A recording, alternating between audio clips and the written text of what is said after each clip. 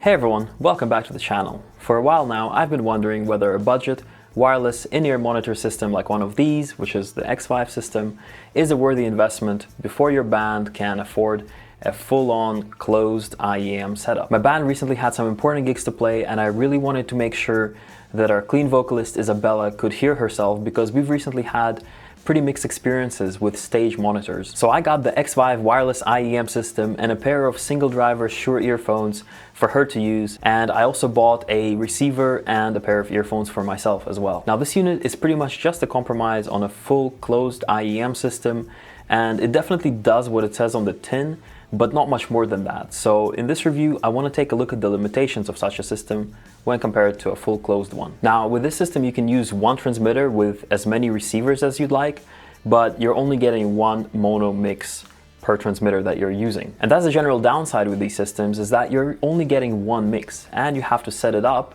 during your line or sound check with the front of house. Now our band isn't generally headlining and we usually don't play first either, so we don't get a sound check. We usually just get a line check. And that doesn't leave much time to set this in-ear monitor mix. And that brings me to the first downside of the system, and that is that in most realistic scenarios, it's actually quite difficult to get the full benefits of this thing. And our most important live performance so far, the Metal to the Masses final, I actually didn't get enough time to set my IEM mix properly, and I ended up playing the whole show barely hearing myself. Our vocalist, however, getting the same mix, said she heard herself quite well. Also, let me just quickly sneak in this one positive point, and that is that our vocalist actually has had a good experience with this unit so far, and her performance definitely improved as a result. Which is no surprise because, as you probably know, it's absolutely critical for singers to be able to hear themselves. Anyway, back to the limitations. I've personally had some cutouts in sound, and I can't tell if that's due to the radio transmission or whether it's down to the earphone cable, but it's definitely not great. Also, I'm gonna go out on a limb here and assume that if you're interested in this budget IEM system, you're probably also interested in some budget monitors. And I got these single driver Shure monitors. I think they were about 80 pounds. And I can say that they dampen sound adequately well and they're pretty comfortable to wear.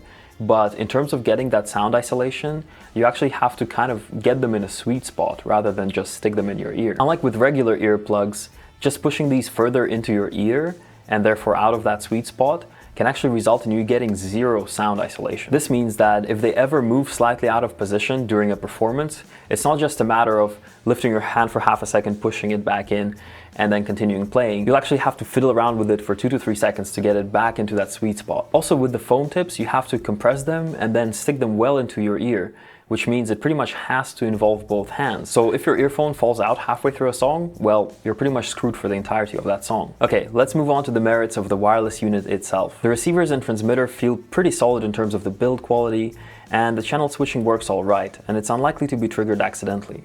The belt clips are very tight, so they aren't coming off whatever you clip them on, but that also means that it's difficult to actually get them clipped onto anything. An actual serious problem with these receivers is the on-off switch. And these are rechargeable and the battery is stated to last for 5 hours, but this on-off switch gets flipped incredibly easily. The first 2 times I've used these in rehearsal, I've taken out one of these receivers only to find that the switch has been flipped and that the battery is drained. In addition, I've also flipped the switch accidentally with my arm while playing, turning the unit off. I've actually had to tape these switches down so they don't get knocked during transportation, and that's just not great. I don't know why, oh why, these switches cannot be harder to flip.